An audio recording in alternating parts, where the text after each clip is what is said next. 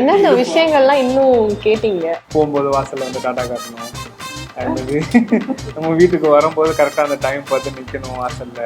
வரும்போது lunch back வாங்கணும். சாப்பிடும்போது கிட்டேயே உட்காந்து பரிமாறணும், என்ன வேணும் என்ன. அப்ப கூட உங்களுக்கு கிட்ட வச்சு ஆமா அதெல்லாம் இல்ல. அதான் சின்ன சின்ன ஆசைகள் வந்து நிறைய உண்டு இந்த மாதிரி.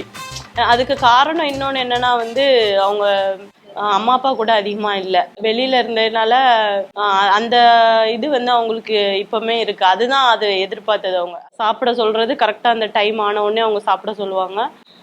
என்ன வேணும்ன்றது கிட்ட நின்று எடுத்து வைப்பாங்க.